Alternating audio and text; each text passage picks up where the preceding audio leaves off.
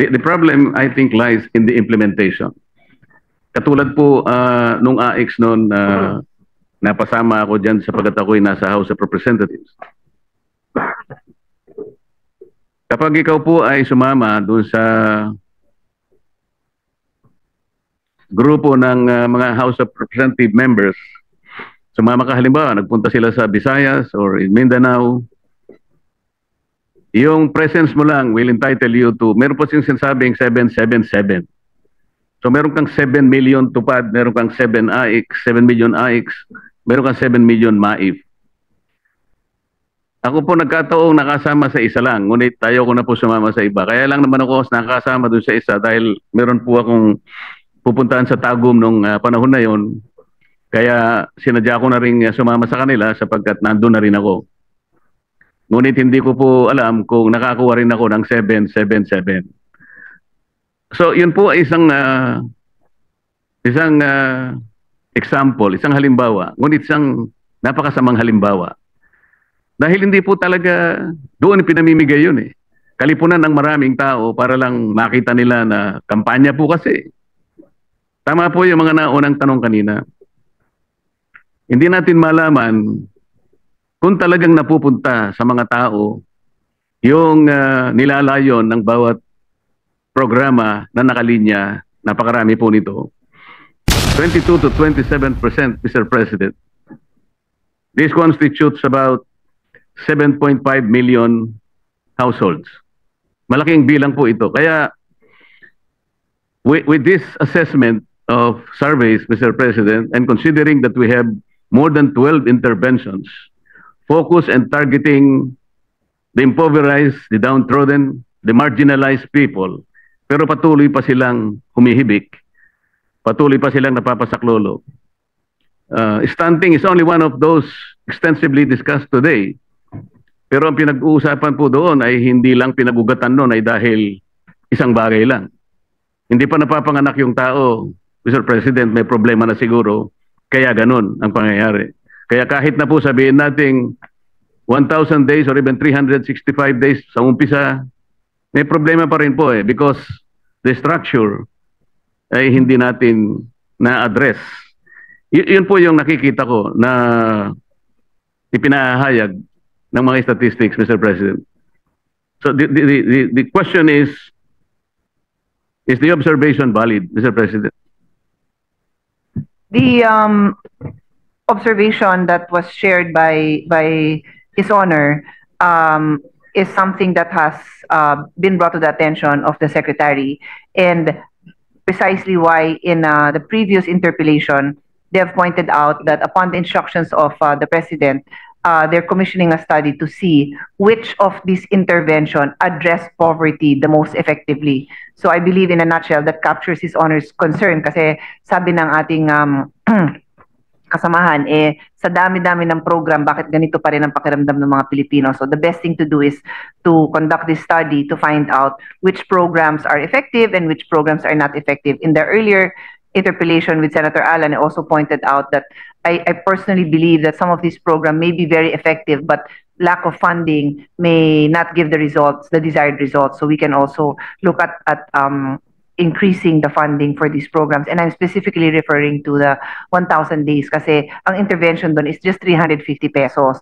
So kung buntis ka, hindi naman baby yung pinapakain mo, nanay ang kakain nun. So 350 pesos a month is 10 pesos additional a day. And we all know that that is not a huge amount. So for this representation, that could be an effective intervention. And then regarding His Honor's data on involuntary hunger, that is also very valid. But the DSWD also launched a program, yung Walang Gutom, and from there they saw a drop of about 4% of those who considered themselves hungry versus not hungry. 4% ang drop. It's still a long way to go. It's not, our work shouldn't stop there, but it seems that itong Walang Gutom project is somehow effective. Mas malaki din yung amount nito, it's 3,000 pesos. Yeah, and the family can purchase the exact food that they need. So let's say may taniman naman sila, hindi naman nila kailangan yung ganitong klase, then bibili nila yung kailangan nila na pagkain. maybe the programs, Mr. President, are valid. Maybe they are good. As a matter of fact, they were well taught by the SWD. The problem, I think, lies in the implementation. Katulad po nung AX noon, napasama ako dyan sapagkat ako'y nasa House of Representatives. Kapag ikaw po ay sumama doon sa grupo ng mga House of Representative members, sumama ka halimbawa, nagpunta sila sa Visayas or in Mindanao, yung presence mo lang will entitle you to, meron po siyang sinasabing 777. So meron kang 7 million tupad, meron kang 7 million AIX, meron kang 7 million MAIF. Ako po nagkataong nakasama sa isa lang, ngunit tayo ko na po sumama sa iba. Kaya lang naman ako nakasama doon sa isa dahil meron po akong pupuntahan sa Tagum nung panahon na yon. Kaya sinadya ko na rin sumama sa kanila sapagkat nandun na rin ako. Ngunit hindi ko po alam kung nakakuha rin ako ng 777. So yun po ay isang example, isang halimbawa, ngunit isang napakasamang halimbawa. Dahil hindi po talaga doon pinamimigay yun eh. Kalipunan ng maraming tao para lang makita nila na kampanya po kasi. Tama po yung mga naunang tanong kanina. Hindi natin malaman kung talagang napupunta sa mga tao yung nilalayon ng bawat programa na nakalinya, napakarami po nito. At lalong hindi po natin namomonitor, Mr. President, ano ba yung kaibahan kung halimbawa? Sa 12 ito na intervention halimbawa, ilan po kaya ang pangkaraniwan ang natatanggap ng isang targeted person? Sa marginalized po kasi ito eh. At paano nabago ang kanyang buhay? Ito po yung kahit kailan ay hindi ko pa po nakita na halimbawa na-report ng kaukulang mga ahensya, hindi lamang po ang DSWD. Ipaghalimbawa po natin, Mr. President, yung 4Ps. 4Ps, Mr. President, was initiated as a program in 2008. It was institutionalized through the enactment of Republic Act 11310. Ibig sabihin po, Mr. President, from 2008 hanggang ngayon, 2025, 17 taon na po ang nakararaan. So, yun lamang pong katawagan, Pantawid program, Pantawid Pamilyang Pilipino Program for Peace. Medyo kinakabahan na po ako rin, Mr. President.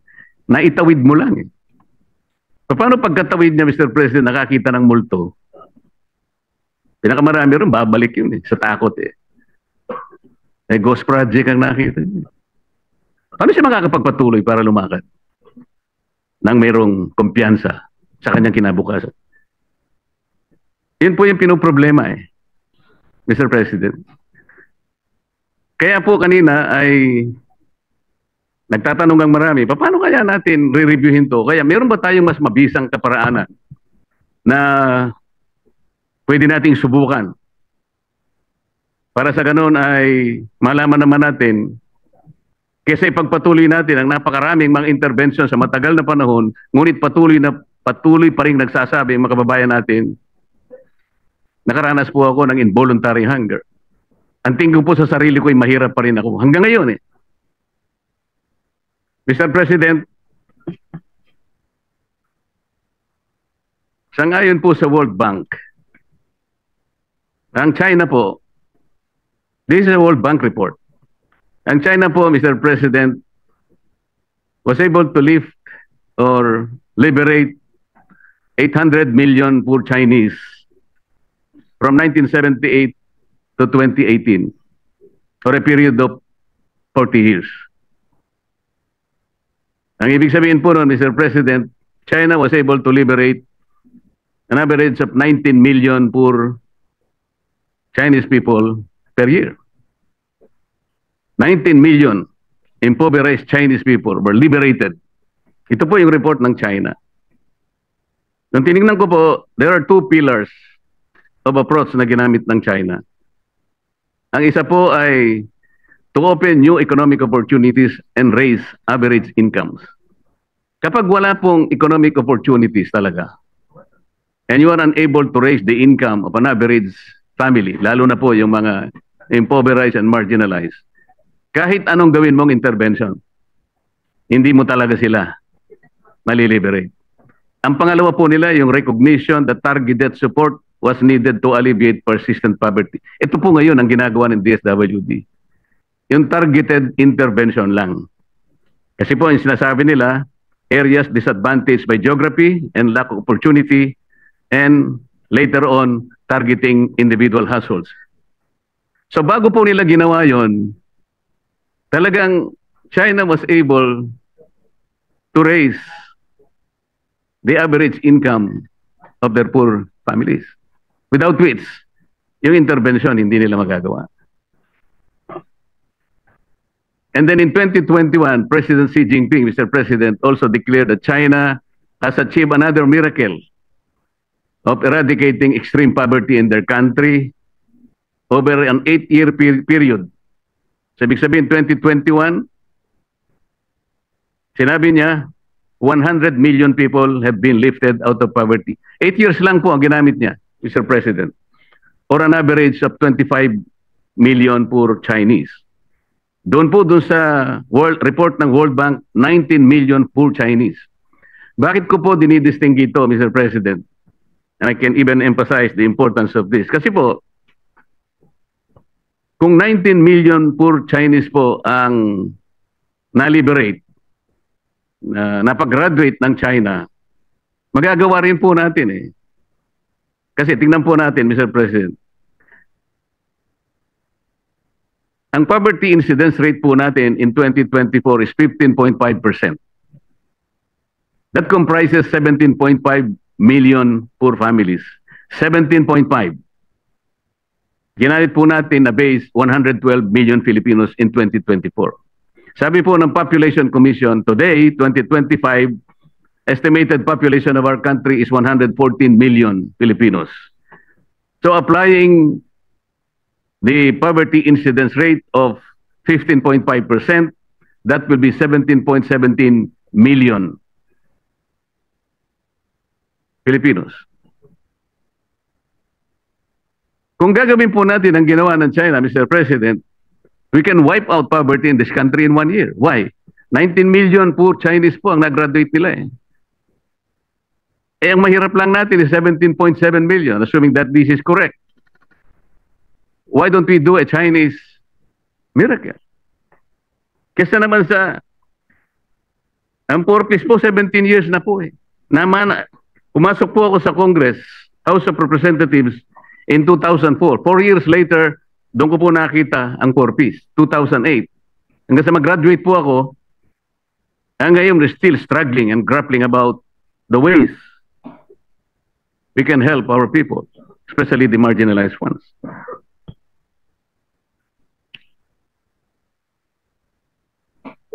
Tama po ba na gamitin kong halimbawa ang China, Mr. President?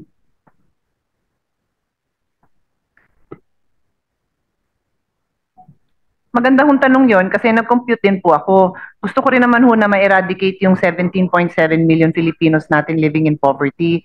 Pag ginamit ho natin yung model ng China, talagang kaya ho yun. But our population is not 1 billion. Our population is 112 million. So if you look at that ratio, what China was able to achieve, and I just randomly pulled out a number of 1 billion yung population nila within the earlier time frame that His Honor gave, 1978 to 2018. In the early years, it was 1 billion. Later on, it increased to 1.43 billion. Less than 2% po ang 19 million per year. It's great. It's great. It's nice to have a target, but I don't know if we can actually say that their program was better than ours kasi magaganda din naman ho yung achievement natin. Not in any way to say that this is enough. There is so much more we need to do. Even the Secretary acknowledges that. Pero ito naman po ang tingnan natin na accomplishment po ng 4Ps. 1.44 million households exited from 2022 to 2025.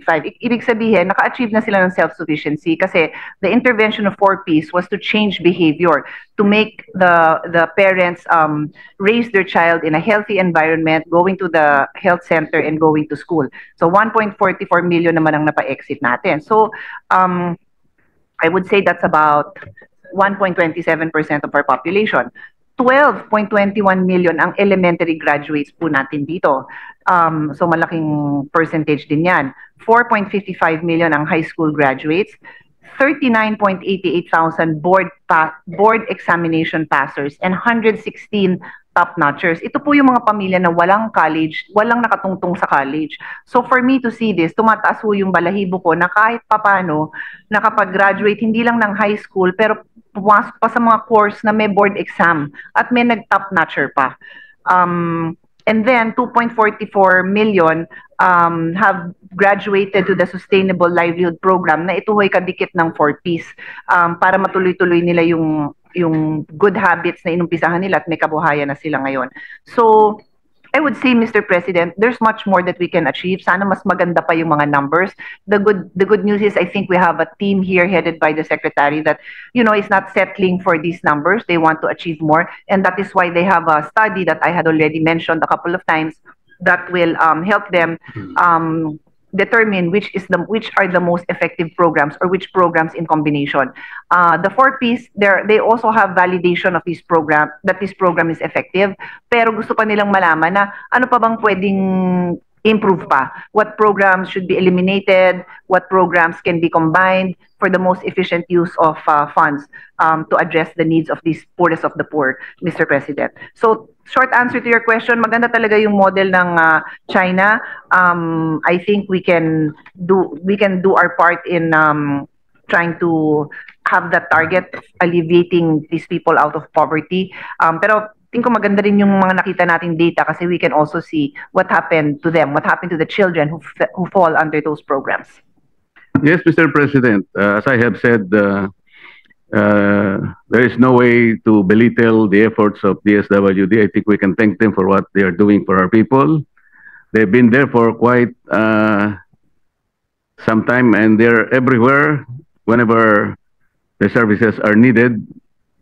Ang sinasabi ko lamang, Mr. President, is the China model is something that we should also take advantage of. Ma-review man lang natin. Kasi yung una po nilang ginawa ay to raise the average income of their poor people. Ibig sabihin, kapag hindi po natin nagagawa, no matter how much intervention we can do or we will do for them, hindi rin siya magiging sapat or significant para sa ganon ay makabawi sila talaga ng lubos-lubusan. Kaya nga po yung approach ng China from 800 million in 40 years, that's an average of 19 million Chinese liberated from poverty. Sana magawa natin yon kung halimbawa makuha natin yung sinasabi nilang economic opportunity that can eventually raise the incomes of these marginalized Filipinos, eh talagang yung pantulong na lang na interventions, yung makakabawi silang talaga. But until and unless we're able to raise their plight, their economic plight, to the extent that they are able to get an income na makakasapat po sa kanilang pangangailangan, kahit ano pong intervention ng gawin natin. Ito po yung nakita ko sa Chinese model. Kaya po, pupunta po ako sa aking pangalawang suggestion. During the briefing of the Department of Finance, Mr. President, naimungkahi ko po na pwede siguro nating pag-aralan. Let's do away with all these subsidies. Nung briefing na yun, Mr. President, I was using the example of the 2025 budget where I was able to compute subsidies coming from, let's say, AIX, TUPAD, MAIP, 4Ps, etc. I was able to compute the sum total of 194 billion pesos. Parang kapareho din po ngayon, Mr. President, kung titingnan po ninyo yung 12 interventions hanggang dun sa pangwalo, yung walang gutom 2027, 194 billion pesos na po yun eh. At ang total, kagaya nga ng aking nabanggit na 212 billion pesos. In that briefing, Mr. President, hypothetically, sinabi ko, if we can eliminate the subsidies, palitan na lang natin ang isang proposition like all households consuming 200 kilowatt hours per month. Ilibre na natin yon. Kinukwento ko po, Mr. President, yung pong 200 mga families na nagkukonsumo ng 200, average of 200 kilowatts per hour pababa, nandyan po yung pinakamahirap. Easily, you can establish 4.5 million families there. Kapag ganun po yung approach na ginawa natin, depending on the price of electricity, let's say between, let's say 10 to 12 or even 15 pesos per kilowatt hour, like in most electric cooperatives in our country. Palagay ko, ang magagasta lang ng gobyerno is between 100 to 120 billion pesos. What is the advantage, Mr. President? The advantage is dire-diretso po sa kanila. Walang corruption. Walang namimili lang. Hindi politiko yung pupunta ron. Hindi yung pasikat lang siya. Dito po, dire-diretso. Let's say, 2,500 ang natipid niya sa kanyang kuryente because it is a subsidy. Sa kanya po yun. Bahala na po siya ngayon magpundar ng pangangailangan ng kanyang pamilya. Hindi kagaya ngayon po, napakaraming intervention. Maring po, nagkakadoble-doble. Yung iba hindi natin na-monitor. Yung iba napupunta kung saan lang. Ito po, dire-diretso sa household. So, less corruption. Walang pasikat. Baka po masatisfy natin the first component of the Chinese model. Yung sinasabi niyang economic intervention that will to the extent of raising the family income. Ito po kasi 2,500, palagay mo. Ang laking bagay po noon sa individual household. Yung mahihirap po talaga. Yun po sana yung gusto kong i-propose at maaaring hindi natin magawa ngayon, but we should be able to maybe study it further, Mr. President. Kasi po, initially, sabi sa akin ni Secretary Recto, I can recall him. Nung sinabi ko po sa kanya, nakangiti siya, masaya ang kanyang mukha. Sabi ko, Mr. Secretary, mukhang hindi ka kukontra, sabi. Sabi niya, hindi ko kukontrahin yan, parang maganda. Gusto mo, dagdagan ko pa eh. So, there are some merits in this kind of proposition. Kasi, dito po sa maraming interventions, napakahirap pong mag-monitor talaga. And I think even the Secretary, siguro halos hindi na natutulog para lamang makita niya talaga ng lahat ng ito ay napupunta sa dapat mapuntahan. At makita niya rin na nagkakaroon ng bunga yung kinapuntahan ng mga pera and services and interventions na nababanggit lahat dito. So dire-diretso po sa pamilya. Wala pong corruption yun eh. Zero corruption. Is it worth reviewing or considering, Mr. President? Definitely, Mr. President. The Secretary said they will study it, and even this representation as Chairman of the Committee on Energy, I have mentioned to His Honor that we are very happy to study that measure. It sounds like a very positive measure that would really benefit the Filipinos. Thank you.